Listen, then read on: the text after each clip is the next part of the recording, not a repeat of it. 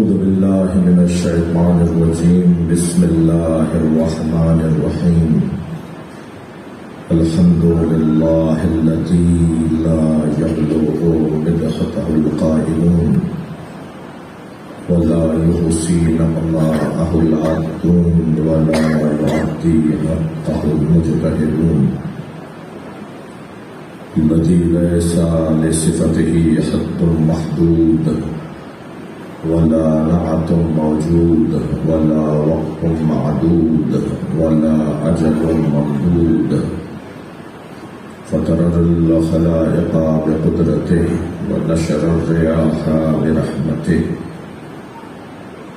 الصلاة والسلام على الرسول المسدد المصطفى الأمجد المحمود الأحمد سيدنا ومولانا ومولى الكونين جد الحسن والحسين وعلي والقاسم محمد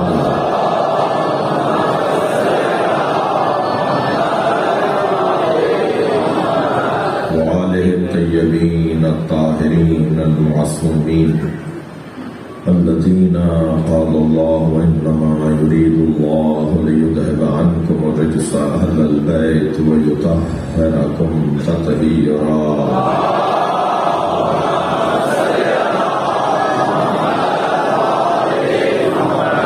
ورحمة الله عليهم أجمعين من يوم عداوتهم إلى قيام يوم الدين. أما بعد، قال الحكيم في القرآن الكريم: بسم الله الرحمن الرحيم. هل أتى على الإنسان حين من الدهر لم يكن شيئا مذكورا. إنا خلقنا الإنسان من نطفة أمشاج نبتليه وجعلناه سميعا بصيرا. إنا هديناه السبيل إما شاكرا وإما كفورا. صلوات.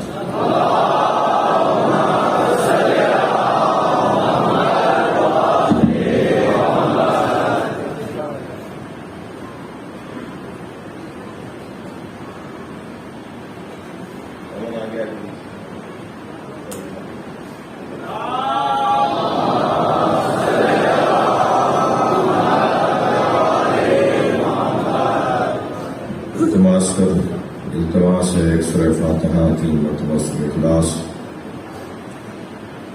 حضرت استاد علامہ مولانا سید سمر حسن زیدی، استاد محترم مولانا الحاج لیث حسین نجفی ابن نظر حسین، آپ سب کے مرحومین، لشکر پاس کے اراکین کے مرحومین، حیدرآباد میں جنہوں نے، خاص طور پہ حیدرآباد میں جنہوں نے نیکیاں کی ہیں، فلاحی، مذہبی، انسانی خدمات کے ادارے بنائے ہیں، ان سب کی مغفرت کے لیے سورہ فاتحہ تلاوت فرمائیں.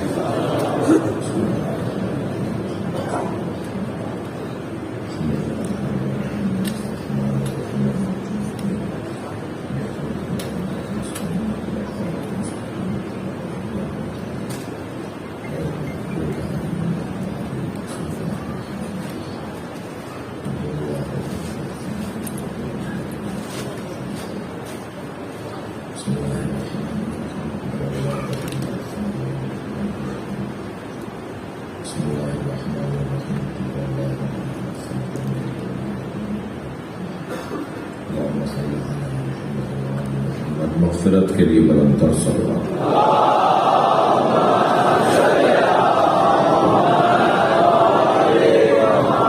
ایک اور بہتر صلوات.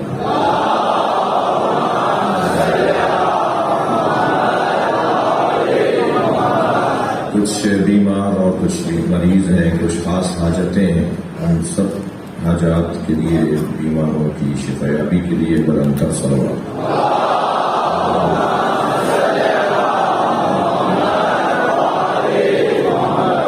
سورہ مبارکہ دہر، سورہ الانسان، ابتدائی 3 آیات. اللہ اپنے اس کلام میں انسان کی تعریف کر رہا ہے، انسان کو قابل ذکر بنا رہا ہے، انسان کو ذاکر بنا رہا ہے. انسان کو مذکور بنا رہا ہے. وہ پہلے ذکر کرے گا تب وہ مذکور بنے گا. پہلے اللہ کا ذکر کرنا ہے، پھر اللہ بندے کا ذکر کرتا ہے. ترتیب میں یہ ہے کہ فاذکرونی اذکرکم، بس تم میرا ذکر کرو میں تمہارا ذکر کروں گا.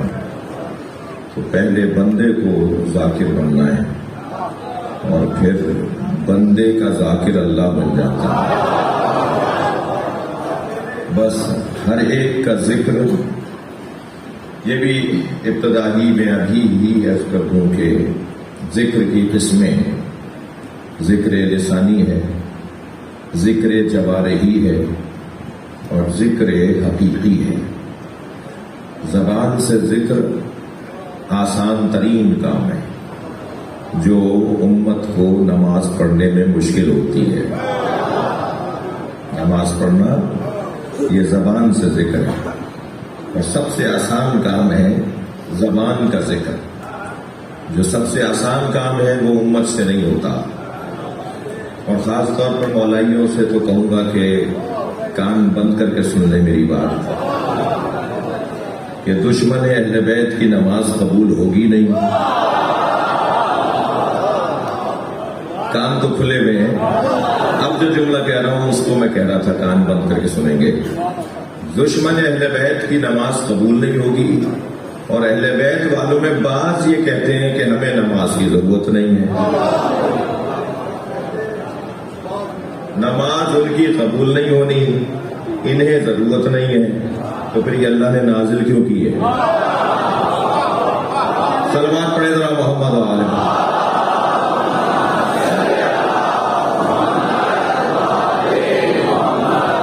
تو یہ ذکر جو ذکر لسانی ہے سب سے آسان، سب سے سستا، سب سے آسان کام ذکر لسانی ہے. زبان ذاکر ہو جائے اور پھر جب ذاکر اور شدید اور زیادہ بہتر ذاکر ہوتا ہے تو پھر صرف ذاکر زبان نہیں ہوتی بلکہ پھر اس کا پورا وجود ذاکر ہو جاتا ہے. پھر وہ سنتا بھی ذکر ہے، وہ پھر دیکھتا بھی ذکر ہے، پھر وہ اس کے قدم بھی ذکر میں ہوتے ہیں، اس کا ہر لمحہ اس کا پورا وجود ذکر میں ہوتا ہے. یہ ذکر جوارحی ہے. پھر ایک ہے ذکر حقیقی، اور ذکر حقیقی یہ ہے کہ خود انسان کا وجود ذاکر بن جاتا ہے، یعنی دل و دماغ ذاکر بن جاتا ہے. اسے کچھ اور سمجھ میں ہی نہیں آتا، اسے کچھ اور سنائی نہیں دیتا، اسے کچھ اور کسی اور چیز میں لطف نہیں آتا، کسی اور چیز میں اسے مزہ نہیں آتا. پھر یہ اس کا وجود ذاکر بن جاتا ہے. میں اور آپ اگر ذکر لسانی سے ذکر جوارحی تک چلے جائیں تو پھر ایک ہی منزل رہ جائے گی جو ذکر حقیقی ہے کہ پورا وجود ذاکر ہو جائے گا. جب پورا وجود ذاکر ہو جائے تو پھر حق ہے اس ذاکر کے لیے اللہ کہے ذکر علی نبادا، حب علی نبادا، النظر الی وجہ علی ابن ابی طالب عبادہ. اس لیے کہ وہ ایسا ذاکر ہے جو مذکور اور ذاکر کے درمیان فاصلہ مٹا رہا ہے.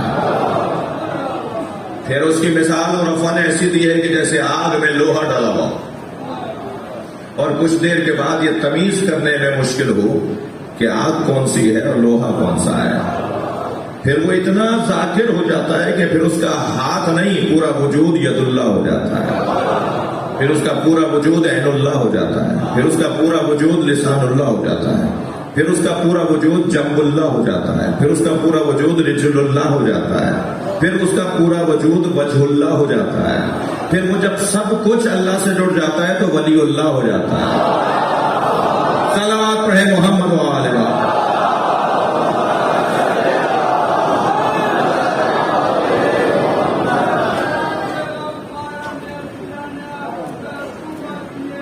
بلند تر صلوات.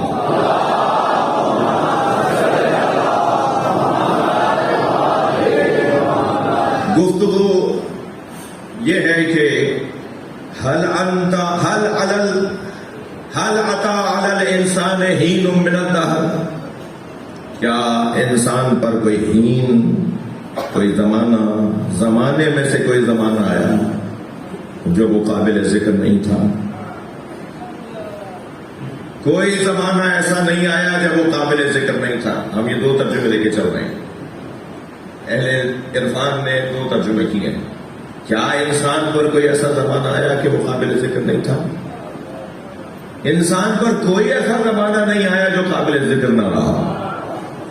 اس کو ہم نے ہر زمانے میں معتبر بنایا ہے.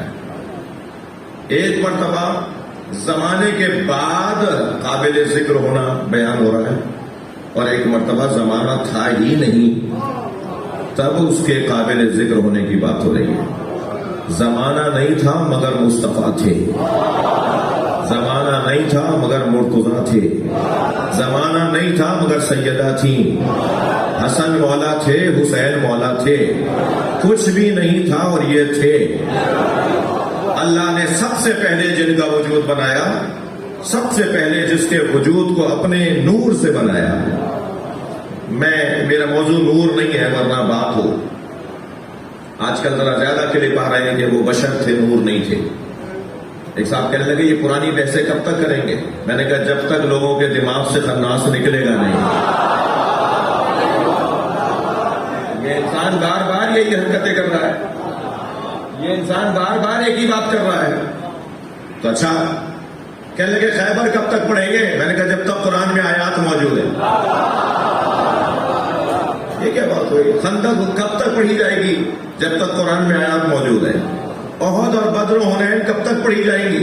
جب تک قرآن میں آیات موجود ہیں. ایک صاحب کہنے لگے خیبر کے اوپر کہاں آیت موجود ہے؟ جی خندق پر کہاں آیت موجود ہے؟ جی بدر و حنین پر کہاں آیت موجود ہے؟ مولانا کہاں آیات میں لکھا ہوا ہے کہ خیبر میں مولا نے یہ کیا اور خندق میں مولا نے یہ کیا؟ قرآن میں کہاں ہے؟ تو میں نے اسے قرآن کی آیت پڑھ کے سنا دی. لقد نصرکم اللہ فی مواطن کثیرہ. اے میرے حبیب تمہارے اللہ نے تمہیں کثیر موقعوں پر نصرت عطا کی ہے. صلوات پڑھے محمد و آل محمد.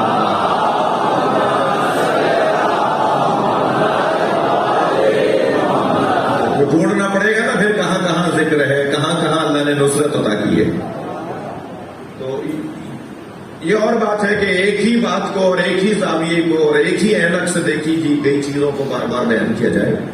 اس پہ تنقید ہو سکتی ہے کہ صاحب ذرا زاویہ بدل کے دکھائیے، ذرا پہلو بدل کر بات کیجیے، ذرا کچھ اور اینک لگا کے ذرا دکھائیے ہمیں.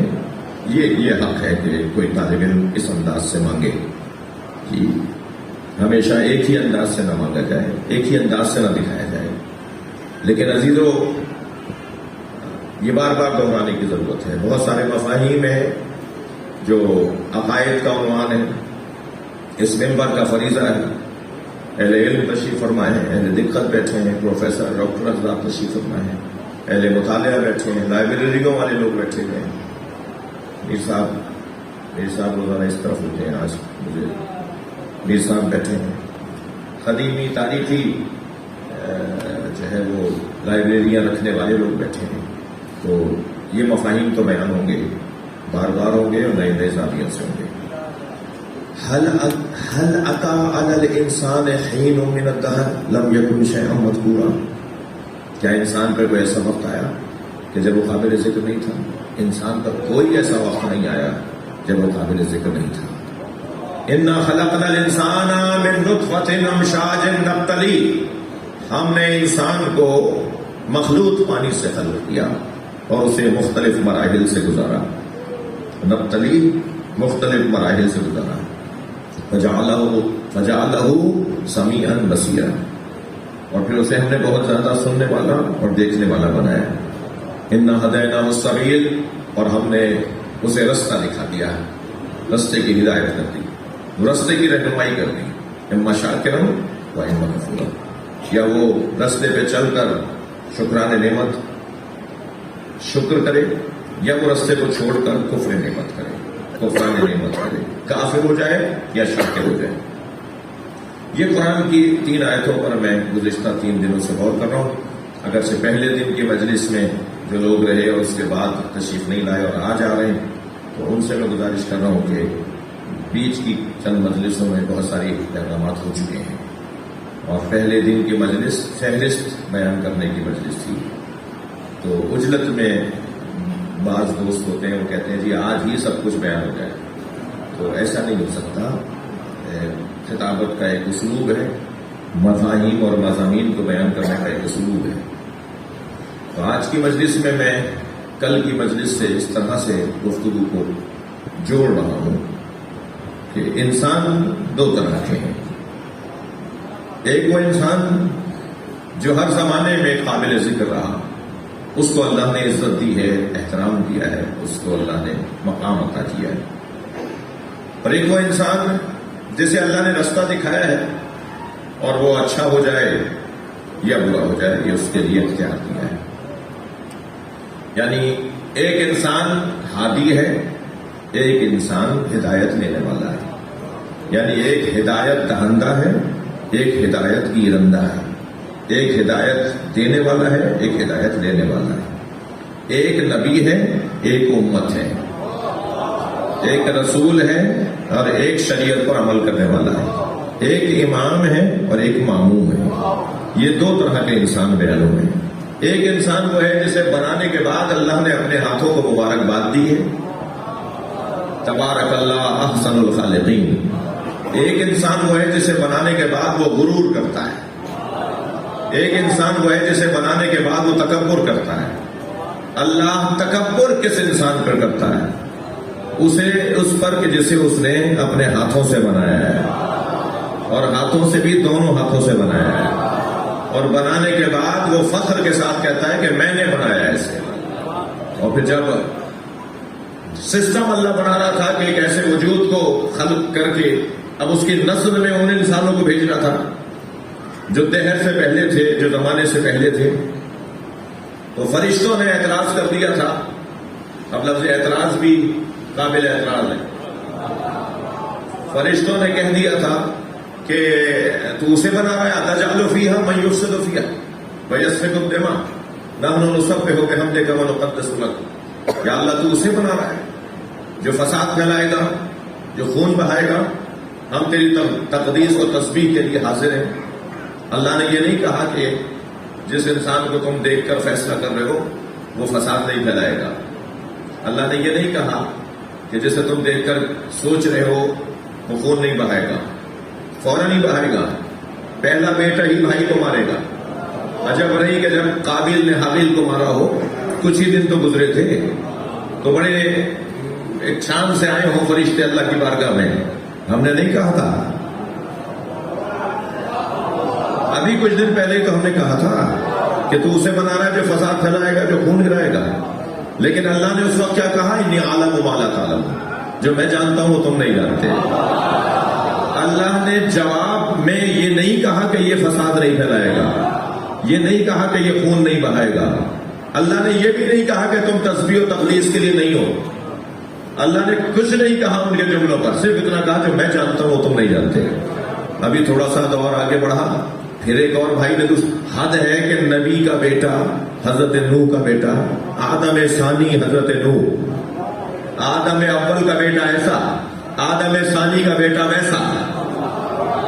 یعنی پہلے آدم کا بیٹا بھائی کو مار رہا ہے، دوسرے آدم کا بیٹا اپنے بابا حضرت نوح کے خلاف جا رہا ہے۔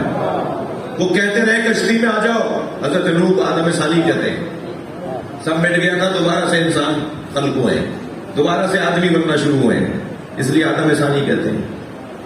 حضرت آدم کہتے رہے کشتی میں آ جاؤ، اور وہ نہیں مان رہا تھا اپنے بابا کی۔ بابا بھی بابا نہیں تھے، نبی تھے، نبی بابا کی بات نہیں مان رہا تھا۔ اور حضرت نوح بار بار پکارتے رہے اور وہ کہتا رہا کہ نہیں میں سوار نہیں ہوگا، نافرمان تھا جی۔ اور جیسے جیسے پانی بڑھتا رہا یہ پہاڑ پہ چڑھتا رہا، اور پہاڑ پر چڑھتا رہا، پانی بڑھتا رہا۔ اور جب حضرت نوح نے پکارا تو اس کا ایک جملہ قرآن میں آیا ہے، جبل یعصمنی من الماء، یہ پہاڑ مجھے پانی سے بچا لے گا۔ جی جی، اللہ کے ہوتے ہوئے اگر کسی اور سے مدد مانگو گے، یعنی اللہ کا انکار کر کے اگر کسی اور سے مدد مانگو گے تو کیا حال ہونا ہے وہ تاریخ نے لکھ دیا۔ کہنے لگا پہاڑ مجھے بچا لے گا، اور پانی بڑھتا چلا گیا، بالآخر پہاڑ سمیت ڈوب گیا۔ اور جب ڈوب رہا تھا تو حضرت نوح کا جو پدری شفقت تھی نا وہ ظاہر ہونے لگی۔ تو اللہ نے کہا خبردار نوح، یہ تمہارا اہل نہیں ہے، یعنی بیٹا ہو کر اہل نہ ہو اور فارس کا ہو کر اہل بیت بن جائے. سلمانوں منا اہل البیت. صلوات پڑھے ذرا محمد و آل محمد.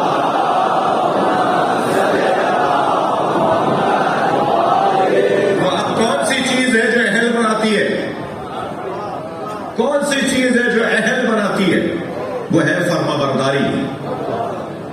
فرما برداری اگر ہو تو فارسی بولنے والا عربی بولنے والے پنجتن کے ساتھ ہو جائے، اور اگر فرما برداری نہ ہو تو بیٹا بھی اہل نہیں رہتا. یہ تمہارے اہل میں سے نہیں ہے. پہاڑ سمیت ڈوب گیا، بلکہ میں لفظ بدلتا ہوں، پہاڑ اس سمیت ڈوب گیا. شاید پہاڑ کو ڈوبنا ہی نہیں تھا، اس کی وجہ سے پہاڑ بھی ڈوب گیا. میرے بچوں بچے رہنا ایسے لڑکوں سے، میرے بچوں بچے رہنا ایسے دوستوں سے جو خود تو ڈوبیں گے تمہیں بھی لے ڈوبیں گے.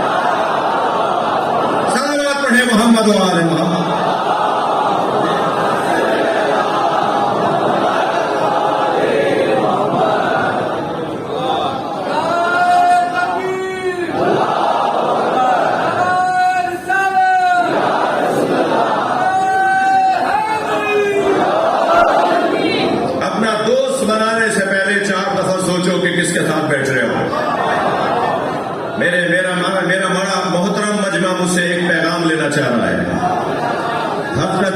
حضرت موسیٰ کے لشکر میں ایک ایسا شخص تھا جس کا ایک عزیز فرعون کے لشکر میں تھا. جی ایک دوست ادھر تھا، ایک دوست ادھر تھا. یہ آہستہ آہستہ حضرت موسیٰ کے لشکر میں آخر میں آتا رہا. جب اس کے ساتھیوں نے کہا نا پیچھے کیوں جا رہے ہو، پیچھے تو پانی ہے. دریا میں سے گزر رہے تھے، حضرت موسیٰ نے لکڑی ماری، ایسا ماری اور دریا میں رستہ بن گیا. اب یہ دریا میں اترے میں سارے، انہیں پیچھے پتا ہے کہ لشکر آ رہا ہے، فرعون کا لشکر انہیں پکڑنے کو آ رہا ہے. حضرت موسیٰ ان کے لشکر کو پکڑنے آ رہا ہے. وہ آہستہ آہستہ سست پڑنے لگا. اپنا گھوڑا تھا جو سواری تھی، تو دوستوں نے کہا یہ پیچھے کیوں جا رہے ہو، سب آگے آگے چل رہے ہیں، سب آگے جانا چاہ رہے ہیں، تو پیچھے کیوں جا رہے ہیں؟ تو کہنے لگا میرا دوست اس لشکر میں ہے، کسی طرح اسے بچاؤ. آپ کو پتا ہے کیا ہوا؟ یہ آخر میں آ گیا اور ادھر آخری بندہ دریا میں اترا. ادھر آخری بندہ نکل رہا تھا، یہی والا، یہ آخری بندہ دریا سے نکل رہا تھا، ادھر آخری بندہ اندر آ چکا تھا. پانی مل گیا، یہ بھی ڈوب گیا اس کے چکر میں. بچے رہو. صلوات پڑھے محمد و آل محمد.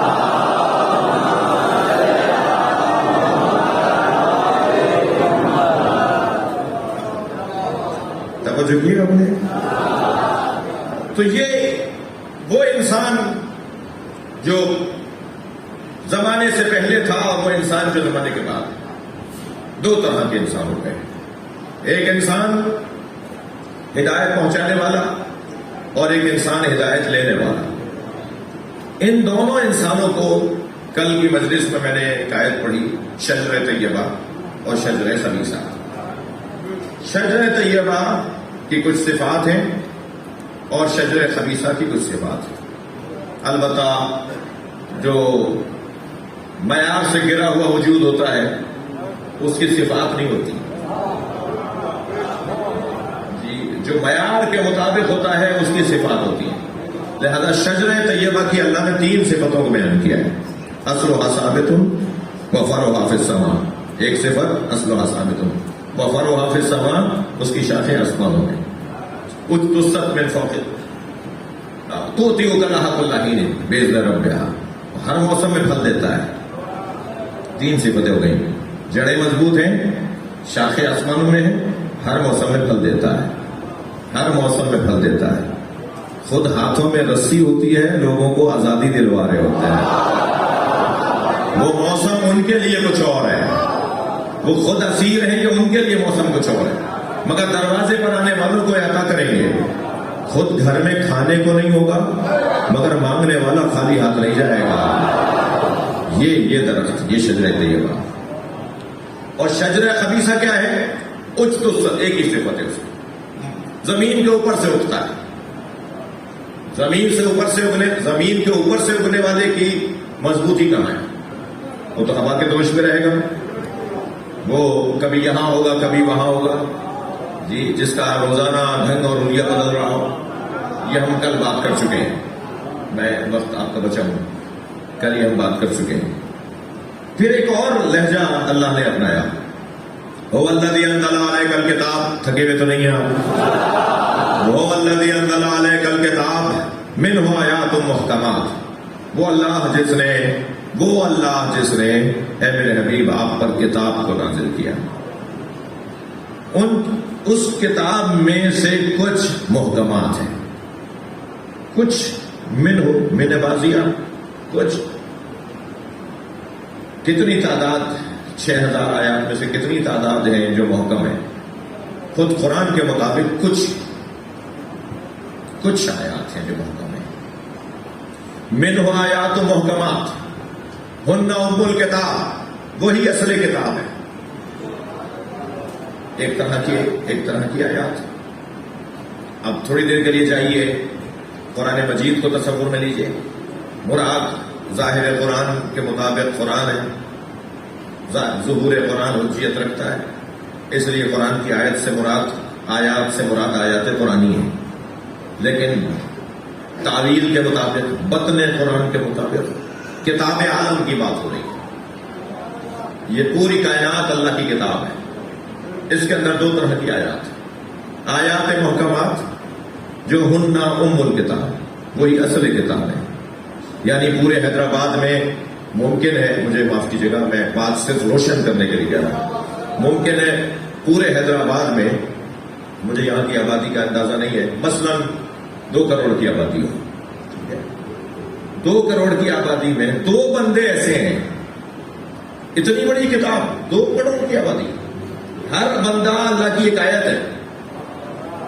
مثلا اس پورے خطے کے اندر اللہ کی 2 کروڑ آیات ہیں، ان 2 کروڑ آیات میں منہ آیات و محکمات، آیات محکمات کچھ ہیں، 2 کروڑ میں 2 ہی ہیں جن کی وجہ سے حیدرآباد سانس لے رہا ہے۔ منہ آیات و محکمات، اتنا بڑا مجمع، اتنی بڑی آبادی، مگر کوئی 2 آدمی ہیں، 5 آدمی ہیں جن کی وجہ سے حیدرآباد پر اللہ کا کرم ہے۔ یہ مثال میں نے حیدرآباد میں پڑھا ہوں تو اسے حیدرآباد کی دے دی، جو بعد میں کہاں مجلس سے سنیں گے وہ اپنے اپنے شہروں کو سوچ لیں۔ ذرا صلوات پڑھیں محمد و آل محمد۔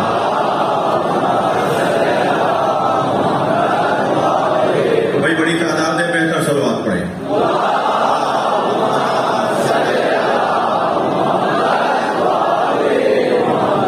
کتاب عالم، کتاب کائنات، یہ اللہ کی ہر ایک بندہ اللہ کی آیت ہے، ہر بندہ اللہ کی آیت ہے۔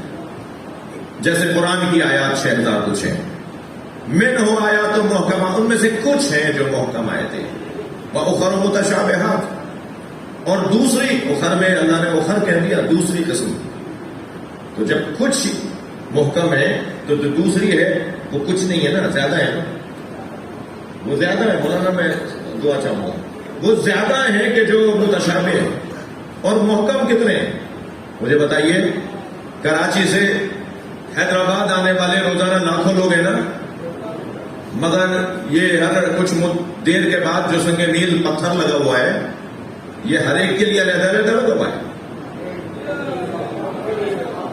ہر ایک کے لیے علیحدہ علیحدہ نہیں لگا ہوا ہے، لاکھوں کے لیے ایک لگا ہوا ہے، لاکھوں لوگوں کے لیے ایک پتھر ہے جو رہنمائی کر رہا ہے۔ تبھی اللہ کہہ رہا ہے من ہو، ان میں سے کچھ ہیں،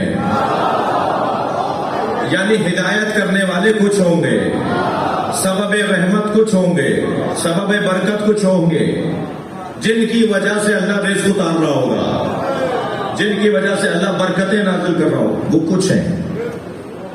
اب وہ کچھ ملتے آسانی سے نہیں ہے، آسانی سے نہیں ملتے، لہذا میں بچوں جوانوں سے کہوں گا کسی کے کپڑے پھٹے پہ ہوں، کسی کا کالر ادھڑا ہوا ہو، کسی کا پائچہ پھٹا ہوا ہو، کسی کے بٹن ٹوٹے ہوئے ہو، جی 2 طرح کی چپلیں پہنے ہوئے ہو، اسے حقیر نہیں سمجھنا، اللہ نے ویسے بھی اپنے ولیوں کو فقیروں میں چھپایا ہوا ہے. مانگنے والے کو فقیر نہیں کہتے. خدا کے واسطے ہمیں اپنی آنکھیں بھی کھولنی ہے. مانگنے والا فقیر نہیں ہوتا، فقیر تو دینے والا ہوتا ہے. اپنے مولا پہ اعتماد دیتا ہے، اپنے مولا پہ بھروسہ دیتا ہے. جی یہ بڑے لوگ ہوتے ہیں. میری مثال 2 سال پرانی ہے جو اب دینے جا رہا ہوں. تکرار معاف کریں گے مگر زاویہ نیا ہے. زاویہ نیا ہے.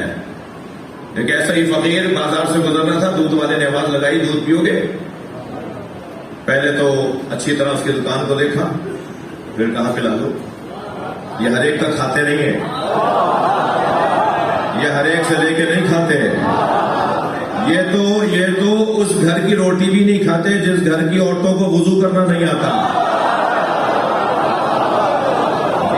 ان کا رنگ ہی کچھ اور ہے. پہلے اچھی طرح دکان کو دیکھا، پھر کہنے لگا پلا دو. دودھ والے نے کٹورا بھر کے دیا، ایسا دودھ پیا.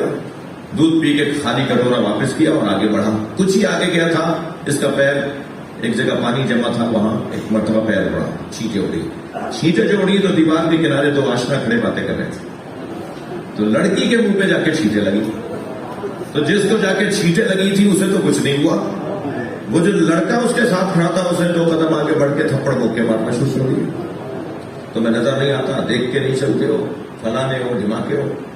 تو تھپڑ کھانے کے بعد جب زمین پر وہ گر پڑا اور تکلیف میں آیا، پھر اٹھا اور تو آسمان کو دیکھ کے کہنے لگا یا اللہ، کبھی دودھ پلواتا ہے، کبھی تھپڑ لگواتا ہے، کبھی دودھ پلواتا ہے، کبھی تھپڑ لگواتا ہے.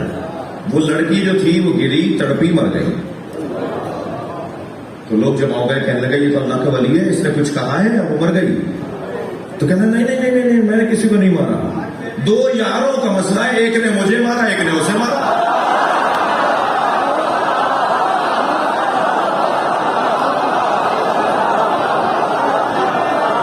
بھائی صلوات پڑھ لیں محمد و آل محمد.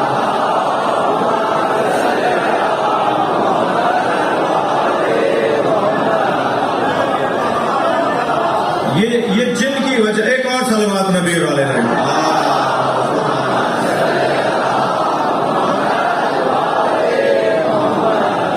یہ جن کی وجہ سے اللہ رحمتیں برکتیں نازل کر رہا ہوتا ہے. منہ آیات محکمات، ان میں سے کچھ ہیں جو محکم ہیں اور دوسرے کون ہیں؟ وَأُخَرُ مُتَشَابِهَاتٌ. دوسری جو آیات ہیں وہ متشابہات. فَأَمَّا الَّذِينَ فِي قُلُوبِهِمْ زَيْغٌ. اب منظر الحمدللہ میرے بیان میں بن گیا ہے. اب آپ کو لطف آئے گا جو اب میں کہنے جا رہا ہوں. جی فَأَمَّا الَّذِينَ فِي قُلُوبِهِمْ زَيْغٌ، جن کے دلوں پہ زنگ لگ چکا ہے. فَيَتَّبِعُونَ مَا تَشَابَهَ مِنْهُ، وہ اتباع کرتے ہیں متشابہات کی. تمہارے پاس اللہ کے ولی موجود ہو اور تم جا کے مسئلہ ان سے پوچھو جنہیں قرآن یاد نہ ہوتا ہو. بھائی بات محسوس کیجیے گا. تمہارے پاس اللہ کے ولی موجود ہو اور تم جا کر مسئلہ ان سے پوچھو جنہیں خود اپنا مسئلہ نہیں پتا. فَأَمَّا الَّذِينَ فِي قُلُوبِهِمْ زَيْغٌ، جن کے دلوں پہ زنگ لگ چکا ہے. فَيَتَّبِعُونَ مَا تَشَابَهَ مِنْهُ، وہ لوگ ان کی پیروی کرتے ہیں جو متشابہ ہیں، جو خود قابل ہدایت ہیں، جو خود محتاج ہدایت ہیں، جنہیں خود ہدایت کی ضرورت ہے. تم ان کے دروازے پہ چلے گئے. تم میٹھا پانی چھوڑ کے کڑوا پانی پینے گئے. یہ کیسی بات ہے؟ اس کا مطلب ہے بیمار ہو. اور کوئی ہے دنیا میں ایسا جس کے سامنے دونوں طرح کے پانی رکھے ہوں، میٹھا پانی بھی رکھا ہو اور کھارا پانی بھی رکھا ہو، اور وہ کہ میں تو کھارا پیوں گا، تو سبھی کہیں گے نا بیمار ہے یہ. قرآن نے تو پہلے ہی کہہ دیا یہ بیمار ہے. بھائی میٹھا پانی بھی رکھا ہے، کھارا پانی بھی رکھا ہے، تھکے نہیں ہے تو جملہ کہو. علی بھی موجود ہے اور علی کا دشمن بھی موجود ہے. تم اگر علی کے دشمن کے دروازے پہ جا رہے ہو تو بیمار تو ہو.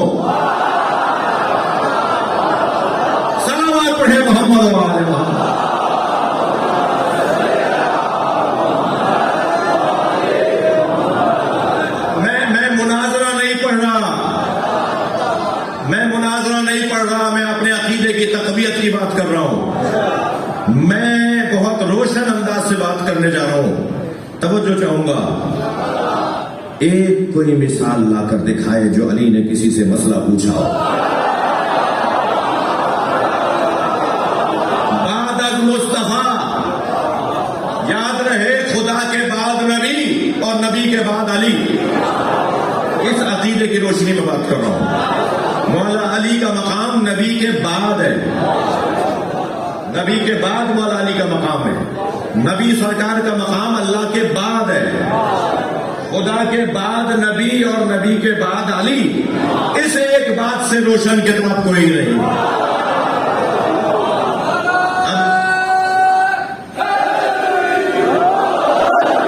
اب اس عقیدے کو مد نظر رکھتے ہوئے سنیے میرا جملہ۔ مولا علی نے بعد از نبی کسی سے کوئی مسئلہ پوچھا ہو، واللہ لا کر دکھایا جائے، 50 مثالیں میں دے سکتا ہوں کہ کس کس نے علی سے پوچھا۔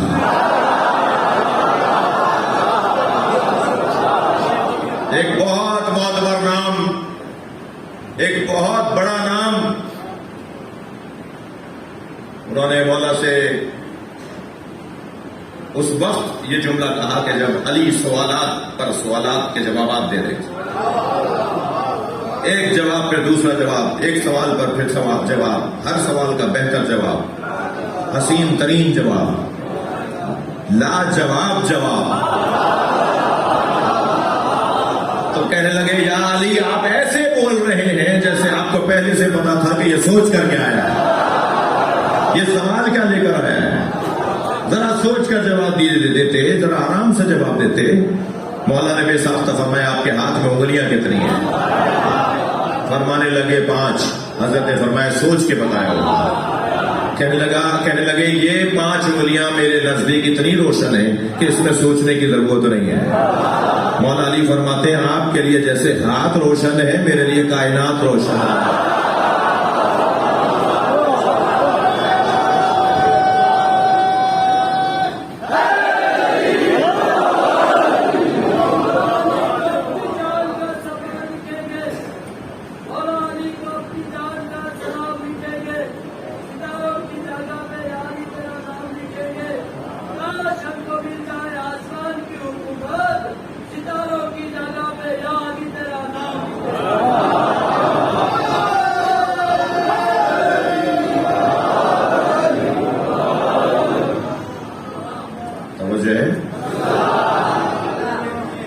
منہ آیات محکمات ہن ام الکتاب واخر متشابہات فاما الذین فی قلوبہم زیغ فیتبعون ما تشابہ منہ۔ مولانا اہل ادب سے اور عربی گرامر جاننے والوں سے سہارا چاہتا ہوں۔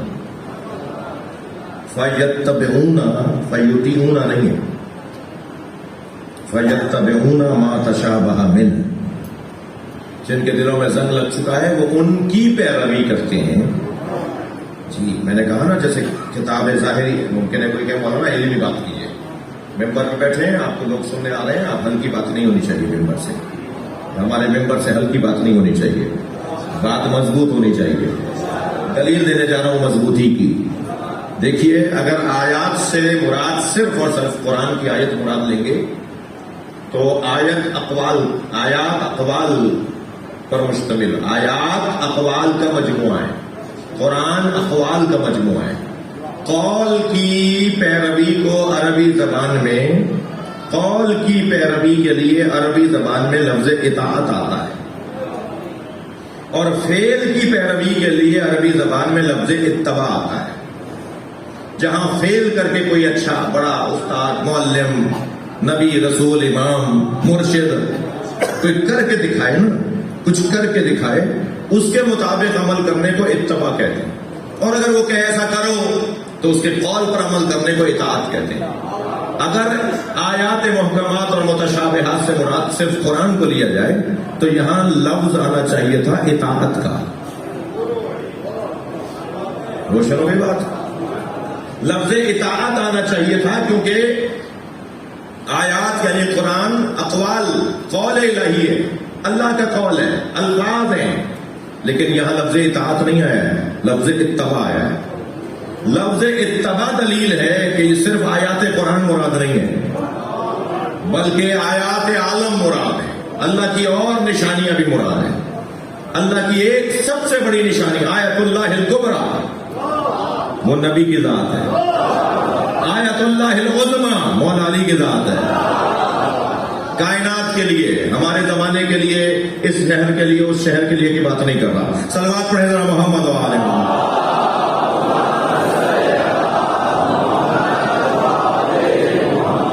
تو یہ توجہ، یہ جو اتباع کا لفظ ہے، فَيَتَّبِعُونَ مَا تَشَابَهَ مِنْهُ، کیوں بھائی؟ جب میٹھا پانی موجود ہے، جب آیت محکم موجود ہے، تو متشابہ کی طرف کیوں جا رہے ہیں؟ تو اللہ نے بیان کیا ابتغاء الفتنہ و ابتغاء تعویلہ، یہ ایسا اس لیے کرتے ہیں کہ یہ فتنہ چاہتے ہیں، یہ ایسا اس لیے کرتے ہیں کہ یہ اپنے پسند کا دین پیش کرنا چاہتے ہیں۔ وَمَا يَعْلَمُ تَعْوِيلَهُ إِلَّا اللَّهُ وَالرَّاسِخُونَ فِي الْعِلْمِ، اور قرآن کی تعویلات کو کوئی نہیں جانتا، مگر جانتا ہے تو اللہ جانتا ہے، اور وہ کہ جن کے پاس علم نہیں، جو علم میں ہے، راسخون فی العلم، ان کے پاس علم ہے، ان کے پاس علم ہے، وہ علم میں ہے۔ دونوں آیتیں ہیں قرآن میں اہل بیت کے لیے، اوتوا العلم، ان کے پاس علم ہے، راسخون فی العلم، وہ علم میں ہے۔ کیا کمال اور جمال ہے اس گھرانے کا! کبھی کہا جاتا ہے وہ صاحبان علم ہے، کبھی کہا جاتا ہے وہ علم میں ہے۔ اہل بیت علم میں ہے، یہ گھرانہ علم میں ہے۔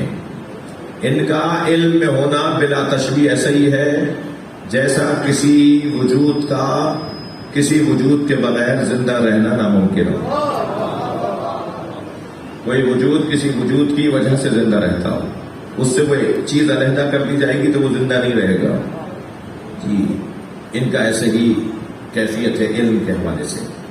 بات روشن ہو گئی۔ دو طرح کے انسان سامنے آ گئے، محکم، متشابہ۔ یہ جو متشابہ انسان ہے، شبہ کا شکار انسان، الجھا ہوا انسان، متشابہ انسان، روزانہ نئی بات کرنے والا، جو ابھی تک سمجھ ہی نہیں پایا کہ وہ کیوں پیدا ہوا ہے، جسے ابھی تک یہ پتہ ہی نہیں ہے کہ اس کا مقصد حیات کیا ہے، جو نظریات مستحکم نہیں کر پا رہا، روزانہ شک کا شکار ہے، روزانہ الجھنوں کا شکار ہے، روزانہ رنگ بدلتا ہے، روزانہ گھر بدلتا ہے، روزانہ عقیدہ بدلتا ہے، روزانہ مولا بدلتا ہے۔ وہ جو انسان ہے وہ متشابہ انسان۔ اس متشابہ انسان کو اگر ایک اور تعبیر میں آپ کی خدمت میں پیش کروں تو وہ تعبیر ہے مشتبہ انسان یا مغالطے کا شکار انسان، مسلسل غلطیوں کا سامنا، مسلسل غلطیوں کی زد میں رہنے والا۔ اب بچ کے نکل گیا تو مبارک ہو، کل کچھ نہیں پتا کیا ہوگا، اس کیفیت میں رہنے والا۔ صبح سے دوپہر تک اس نے اچھا گزار لیا، کیا معلوم کہ رات کو کچھ اور ہو جائے، جو ہر آن مغالطات کے اندر گھرا ہو۔ مغالطات کا شکار انسان اور ہے، مغالطوں سے نکال کر یقین کی طرف لے جانے والا ہادی اور ہے۔ جو مغالطات سے نکال کر، دیکھیں میں مضمون اپنا، جو مغالطات سے نکال کر یقینیات کی طرف لے کر جائے، ہم اس کے نام پر یہاں جمع ہیں۔ یہ مجمع اس کے نام پر لگا ہے جو یقینیات کی طرف لے کے جاتا ہے۔ مغالطے کی 3 قسمیں ہیں، کروں آگے بات؟ مغالطے کی 3 قسمیں ہیں۔ جی ایک اور صلوات پڑھیں تو عرض کرتا ہوں۔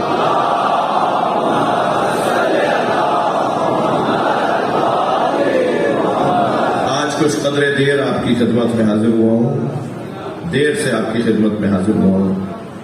جی کل کی نسبت کو 20 منٹ لیٹ بیٹھا ہوں، تو جو دیر سے آیا ہوں اس کے اوپر مجھے معاف کریں گے، معاف کر دیا تو صلوات پڑھیں گے۔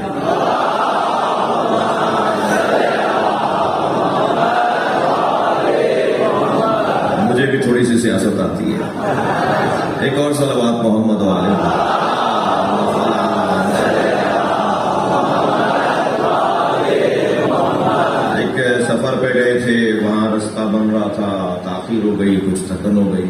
بہرحال سبب بنا کہ ہم ایک اور شہر سے دوسرے شہر میں، دوسرے شہر سے آج پھر تیسرے شہر میں واپس آئے.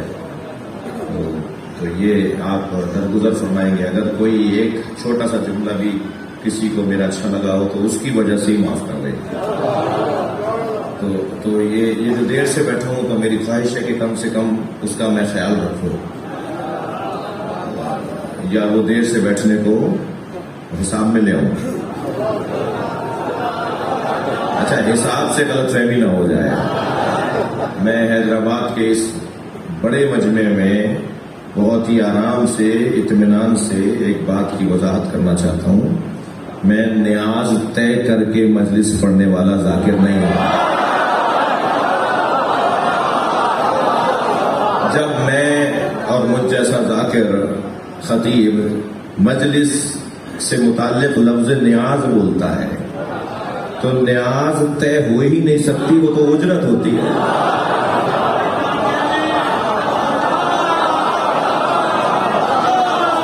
نیاز تو طے ہو ہی نہیں سکتی، وہ تو اجرت ہوتی ہے جو طے ہوتی ہے. اور اگر میں نے آپ سے اجرت لے لی تو پھر سیدہ سے کیا ملے گا؟ محشر میں مجھے کیا ملے گا؟ صلوات پڑھ لیں.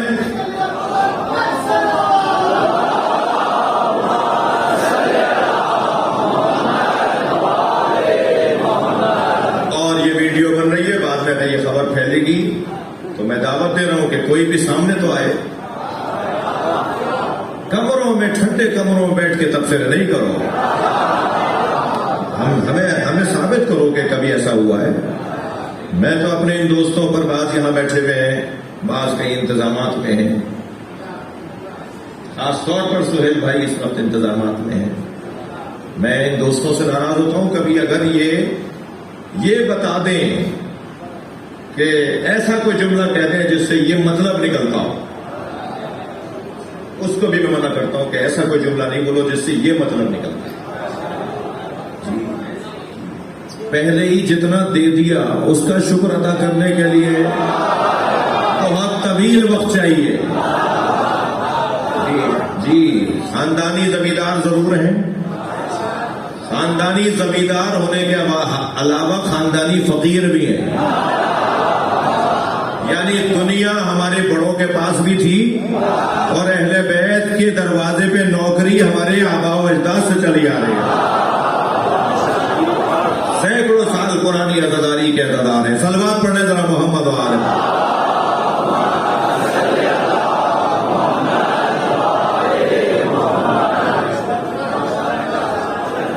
ایک اور بہتر صلوات.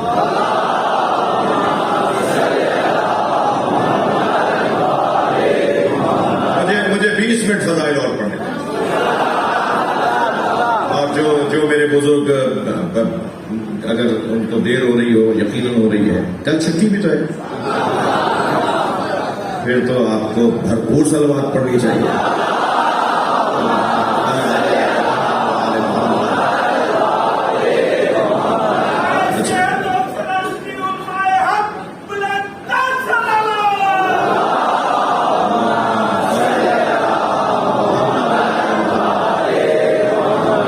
بات آگے بڑھے. اب تو میں نے جان لیا کہ کل چھٹی ہے. نہیں، میں اپنے اس دورانیوں کو مکمل کروں گا. تو بس خلاصہ اور بات یہاں تک پہنچی کہ انسان دو طرح کے، انسان محکم اور انسان متشابہ. شجرہ طیبہ اور شجرہ خبیثہ. معاف کیجیے گا، کچھ دیر کے لیے سخت جملہ برداشت کیجیے گا. ہم سب خطرے کا شکار ہیں. ہم سب خطرے کا شکار ہیں. ہم خطرے کے درمیان، خطرہ ہماری چاروں طرف ہے. جی، خطرہ ہماری چاروں طرف منڈلا رہا ہے. کسی بھی وقت کوئی نقصان ہو سکتا ہے. بدن کا نہیں، پیسوں کا نہیں. اس کی کیا حیثیت ہے؟ میرے بچوں، جوانوں، میرے بزرگوں، ایک لفظ کو ترک کر دیا ہم نے، اسے دوبارہ سے لے آؤ اپنی لغت میں. جی، ہم نے ایک لفظ کو ترک کر دیا ہے، اسے دوبارہ سے اپنی لغت میں لے آؤ. اور وہ لفظ جو ہماری لغت میں بزرگوں کے ہاں تھا ہمارے ہاں ترک ہو گیا ہے، اور وہ لفظ تھا پیسہ ہاتھ کا میل ہے۔ میل تو مانو، ہم نے تو ماتھے کا جھومر مان لیا ہے، معاشرے نے تو ماتھے کا ٹیکا مان لیا ہے، اپنا جمال اور اپنا کمال مان لیا ہے اس پیسے کو۔ اس محاورے پیسہ بولے تو صحیح سے بار بار، ارے بھائی پیسے کی کیا مسئلہ ہے، پیسے کی کیا بات ہے، یہ تو ہاتھوں کا میل ہے۔ میل کو ذرا یاد تو کریں۔ میں ان بچوں جوانوں سے کہہ رہا ہوں، میری خوش قسمتی ہے کہ مجلس میں اکثریت جوانوں کی ہے۔ میں ان بچوں جوانوں سے کہہ رہا ہوں، دو باتیں آج کی مجلس کا پیغام۔ ایک تو یہ جملہ بھی اپنی لغت سے نکال دو، وہ جملہ ڈال لو، مجھے ابھی بتایا ہے، وہ ایک علیحدہ بات کی ہو گئی جی، پیسہ ہاتھ کا میل ہے، یہ اپنی لغت میں لے آؤ۔ ایک جملہ اپنی لغت میں نکال دو، اپنی لغت سے نکال دو، یہ والا ڈال لو، پیسہ ہاتھ کا میل ہے، اور یہ جملہ اپنی لغت سے نکال دو، مجھے نہیں جانتے میں کون ہوں۔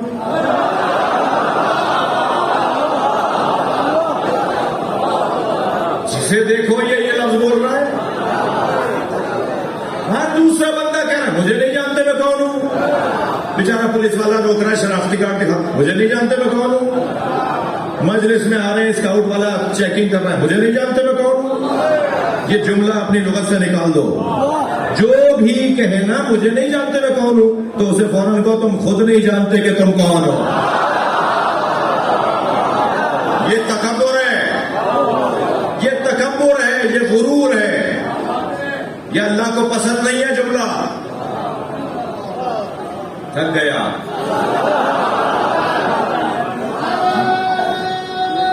اس پہ لانا لگے تھے۔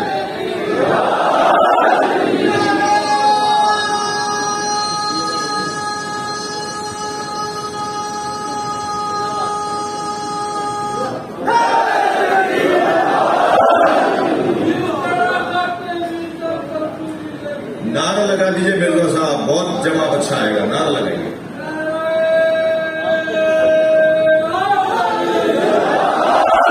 بلندر صلوات۔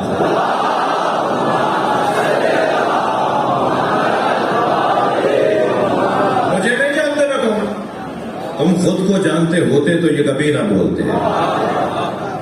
مولا علی فرما رہے ہیں تجھے غرور کس بات پر ہے، پانچ نجاستیں لیے پھرتا ہے۔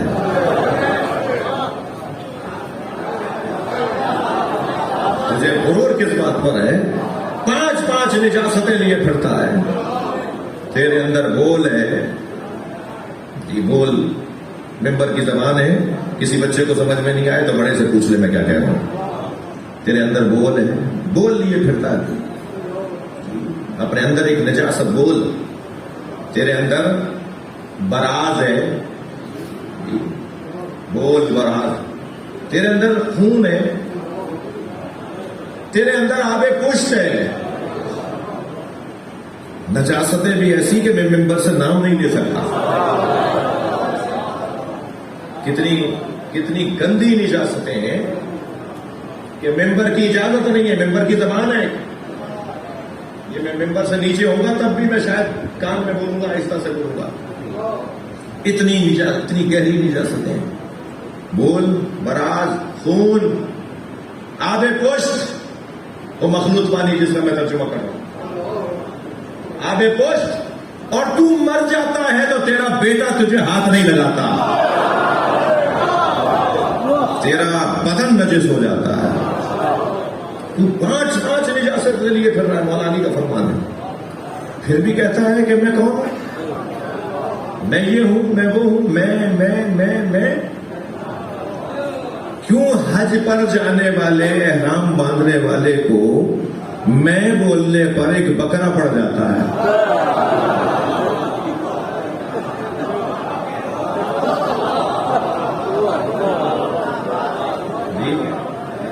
24 چیزیں حرام ہو جاتی ہیں احرام باندھنے پر۔ اللہ آپ سب کو حج پہ لے جائے۔ 24 چیزیں حرام ہو جاتی ہیں، حلال چیزیں حرام ہو جاتی ہیں، جو احرام کھولنے پر فوراً حلال ہو جائیں گی، جو احرام باندھنے سے پہلے حلال تھیں۔ ان 24 چیزوں میں ایک چیز ہے میں بولنا، میں یہ، میں وہ، میں اللہ کہتا ہے اس میں بکرا ڈال دو۔ اب یہ ایک ہے بکرا ذبح کرے، چوپایا جانور ذبح کرے، تم نے اپنے اندر کے میں کو بولا ہے، وہ ظاہری میں کو ذبح کرو۔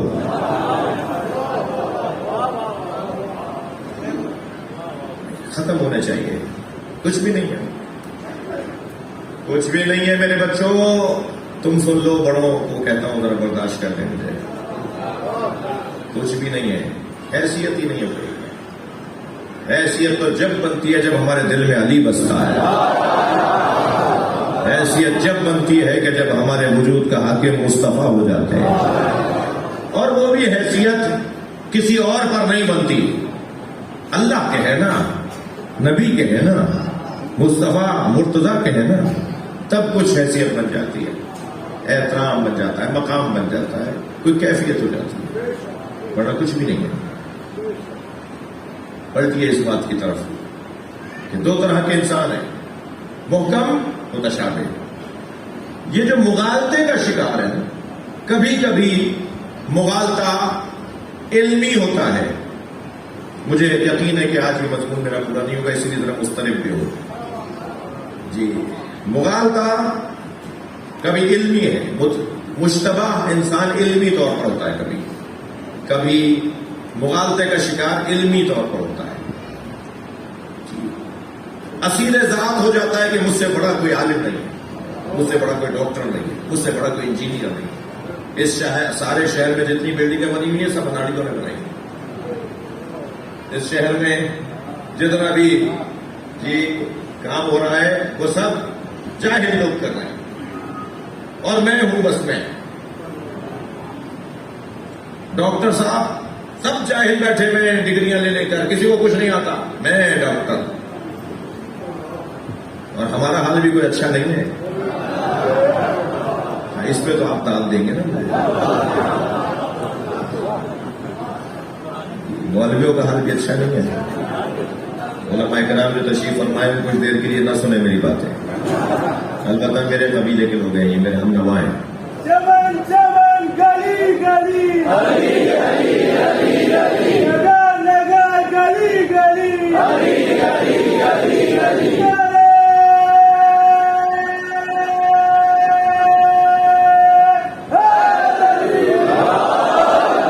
یہ مغالطہ علمی کا شکار۔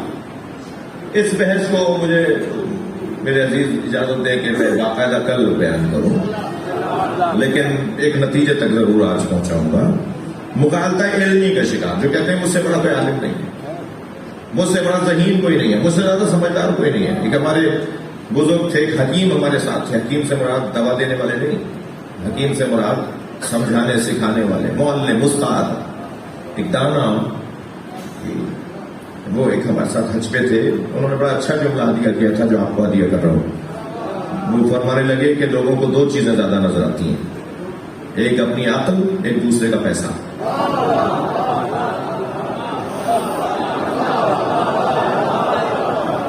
مجھ سے زیادہ سمجھدار کوئی نہیں ہے، ان کے پاس پیسہ بہت ہے، وہ گاڑی دیکھو لے لی انہوں نے، وہ بنگلہ دیکھو لے لیا، گاڑی اس کی بڑی ہو رہی ہے، دل اس کا چھوٹا ہو رہا ہے، گھر اس کا بڑا ہو رہا ہے، دماغ اس کا چھوٹا ہو رہا ہے۔ کیوں چل رہے ہو بھائی؟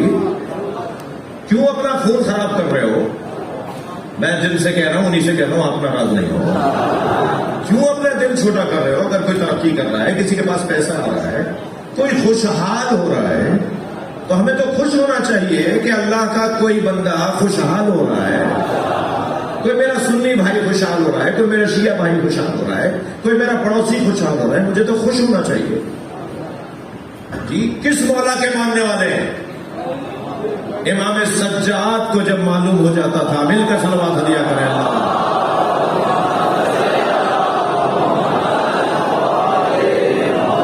کہ اللہ نے کسی شخص کو نعمت سے نوازا ہے، اللہ نے اسے اپنی نعمتوں سے نوازا ہے، اس نے ترقی کی ہے، اسے کچھ سہولت مل گئی ہے، اس کو کچھ آسانیاں مل گئی، اس کی زندگی آسان ہو گئی ہے، تو مولا فوراً سجدے میں سر رکھ دیتے تھے، اور اللہ کا شکر ادا کرتے تھے اور کہتے تھے یا اللہ تیری مخلوق خوشحال ہوئی ہے، تیرا شکر ہے، چاہے اسے پتہ بھی نہ ہو کہ امام نے اللہ کا شکر ادا کیا ہے، نعمت مجھے ملی ہے، شکر امام سجاد کا ہے۔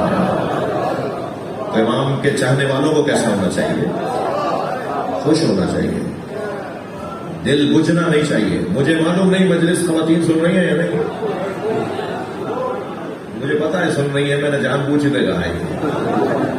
اس مسئلے میں میری بہنیں، میری خواتین عزیز، محترم، محترمہ، محترمات، ان کے ہاں تھوڑی سی یہ چیز، بھائی مجھے معاف کر دیجیے گا، مجھے گزرنا بھی وہیں سے ہوتا ہے، تھوڑی سی یہ چیز ان کے ہاں زیادہ ہے۔ میری دیورانی کے پاس ہی کیوں آ گیا؟ میری جٹھانی کے شوہر نے، میرے جیٹھ نے گاڑی کیوں لے لی؟ جی میری جٹھانی کے ہاں نیا فریج کیسے آ گیا؟ اور انہیں کچھ نہیں کر، ان کے فریج کو آگ نہیں لگا پا رہی تو شہر کی شوہر کی جیب کو آگ لگا دیتی، ضد کر کر کے کہ ہمیں بھی یہی چاہیے۔ ارے بھائی میں نہیں لا سکتا، شوہر کہتا ہے، مگر نہیں، گھر کا موڈ خراب، گھر کا ماحول خراب، اور جب گھر کا ماحول خراب تو کہیں گے گھر کا ماحول اچھا رکھو بھائی، لے آؤ ایک اور فریج۔ صحیح چل رہا تھا فریج پہلے والے، مگر کیونکہ انہوں نے موڈ خراب کیا ہوا ہے، یہ صحیح طرح سے بات نہیں کر رہی ہیں، 3 دن ہو گیا ہے جواب نہیں دے رہی ہیں، تو چلو ایک اور فریج لے آتے ہیں۔ کیوں منگا لیا؟ کیوں اپنے شوہر کو پریشان کیا؟ کیونکہ جٹھانی کے یہاں فریج آ گیا تھا، دیورانی کے یہاں فریج آ گیا تھا، نند نے لے لیا تھا کوئی فریج یا کوئی گاڑی۔ عجیب باتیں ہیں، دل بڑا کرنا چاہیے، وسیع القلبی کے ساتھ برداشت کرنا چاہیے۔ عزیزان گرامی، اہل بیت کے چاہنے والوں کا، اہل بیت کے چاہنے والے شناختی کارڈ کے مسلمان نہیں ہوتے، اہل بیت کے چاہنے والے کردار کے مسلمان ہوتے ہیں۔ پورا شہر کہے، پورا محلہ کہے، پورا قبیلہ، پورا گاؤں کہے وہ دیکھو جعفر صادق کو مانتا ہے، اس کے زندگی کے اندر یہ بہتری ہے اور یہ منفرد اور انفرادیت ہے۔ جی عزیزو، بات کل آگے بڑھے گی۔ مغالطہ علمی کا شکار، مغالطہ عملی کا شکار وہ لوگ۔ امام سجاد کی بات آ گئی، کریم مولا ایک مسافر ہے جو مدینے میں داخل ہوا ہے، بھوکا بھی ہے، تھکا ماندہ بھی ہے، ہر ایک سے پوچھتا ہے مجھے کریم کا دروازہ بتاؤ، جس کے گھر چلا جاؤں تو مجھے کھانے کو ملے، کچھ دیر آرام کرنے کو بستر مل جائے، میں کل آگے جاؤں گا، میری منزل کوئی اور ہے۔ مگر جس سے بھی پوچھ رہا تھا نا مجھے کسی کریم کا دروازہ بتاؤ، تو ہر ایک ہی پتہ بتا رہا تھا، ایسے جاؤ ایسے جاؤ، اس گلی کے اندر ایک دروازہ کھلا ہے جہاں لوگ جا رہے ہیں آ رہے ہیں، یہ زین العابدین امام کا گھر ہے، ان کے ہاں لوگ کھانا کھانے جا رہے ہیں۔ کریم ابن کریم کا دروازہ ہے، مگر وہ چاہ یہ رہا تھا کہ کسی اور کے گھر چلا جائے، بار بار کسی اس سے پوچھا اس سے پوچھا، جب سب نے کہا کہ وہاں چلے جاؤ تو اس نے نقاب لگائی اور آ کر بیٹھ گیا دسترخوان پر۔ جیسے داخل ہوا غلاموں نے کہا، غلام آگے بڑھے، نوکر آگے بڑھے۔ جی امام کے گھر میں ایک وقت میں 70 غلام بھی تھے، 100 افراد تو امام کے گھر میں خود تھے، 30 کنیزیں اور 70 غلام یہ امام کے گھر میں تھے۔ کبھی بتاؤں گا کہ کیوں امام اتنے غلام اور کنیز رکھتے تھے۔ اپنا بستر خود پھیلاتے تھے، اپنا بستر خود لپیٹتے تھے، اپنے کپڑے خود پانی سے نکالتے تھے، جی سفر میں اپنا سامان کسی اور کو اٹھانے نہیں دیتے تھے۔ حتیٰ حج کے امام نے 25 حج کیے ہیں، اور حج کے درمیان امام حاجیوں کا سامان بھی اٹھا لیتے تھے اور نقاب لگا کر، اور جب اس قافلے کو پتہ چل جاتا تھا کہ یہ کون ہے تو حضرت قافلہ بدل لیتے تھے، پھر دوسرے قافلے میں چلے جاتے، پھر 2-4-10 دن تک ان لوگوں کو پتہ نہیں چلتا تھا کہ امام کون ہے، اور حاجیوں کے امام حاجیوں کے ساتھ رہتے تھے۔ پھر جب معلوم ہو جاتا تھا کہ امام ہے تو پھر حضرت قافلہ بدل لیتے تھے. وہ امام جس کے 30 کنیزیں ہوں، 70 غلام ہوں، سارے کام خود کر رہے ہیں، اس کی ایک علت ہے، ایک حکمت ہے، ایک سیرت امام کا ایک حسین پہلو ہے جو کبھی بیان ہو. غلام نے دسترخوان پہ لا کے آؤ مہمانوں، آؤ یہاں کھانا کھاؤ. اس کے سامنے کھانا رکھا، وہ کھانا کھا رہا تھا. امام کچھ دیر کے بعد آنے والے مہمانوں کو دعا دینے آتے تھے. امام کی تو نگاہ دعا ہے نا. امام اگر نگاہ کر لے کسی کی طرف تو یہ خود دعا ہے. امام ہر کچھ دیر کے بعد آتے تھے دسترخوان پر. امام نے دیکھا یہ نقاب لگائے ہوئے اور خاص طور پر امام سے اپنا منہ چھپا رہا ہے، تو امام زیادہ نہیں رکے اس کے پاس، بس دیکھتے ہوئے چلے گئے اور پھر منتظر رہے. اور پھر حضرت نے اپنے غلام سے کہا کہ اس سے کہو کہ اگر یہ مسافر ہے تو ہمارے یہاں قیام کرے، کچھ دیر آرام کر لے، پھر جب یہ جانا چاہے تو اسے بھیج دینا. یہ ایک دن رہا امام کے سرائے میں، امام کے مسافر خانے میں. دوسرے دن جانے لگا تو اچانک امام سامنے آ گئے. نقاب اس سے لگائی ہوئی تھی، امام سامنے آئے. امام نے فرمایا تمہارا ارادہ کہاں کا ہے؟ تو اس نے اپنی منزل بتائی. حضرت نے فرمایا وہاں تک کیسے پہنچو گے؟ کہا میں جا کے شہر کے دروازے پہ کھڑا ہو جاؤں گا، جو قافلہ گزرے گا، جو وہاں جانے والا قافلہ ہوگا میں ان کے ساتھ چلا جاؤں گا. امام نے فرمایا نہیں. اپنے غلام کو آواز دے کر کہا فلاں گھوڑا لے آؤ. امام کے جانوروں میں سے ایک گھوڑا لایا گیا. امام نے اس کی لگام اس کی طرف بڑھائی. وہ فرمایا یہ تمہارا ہے، یہ ہم نے تمہیں دے دیا، یہ ہم نے تمہیں دے دیا، اس میں بیٹھ کے جاؤ، اپنا سفر آگے بڑھاؤ. اب اس سے رہا نہیں گیا. تو امام سے کہنے لگا آپ نے مجھے پہچانا نہیں، بس یہ جملہ کہنا تھا. زار و قطار امام و نشر. امام کی آنکھوں سے آنسو زار و قطار کہنے لگے اور بھری ہوئی آواز میں، بھرائی ہوئی آواز میں، گلوگیر آواز ہو جاتی ہے جب کوئی ہو رہا ہو تو اسے بولنے میں، گلوگیر آواز میں فرمایا میں اپنے بھائی کے قاتل کو کیسے بلاؤں؟ تو نے میرے بھائی علی اکبر کے سینے میں برسی ماری.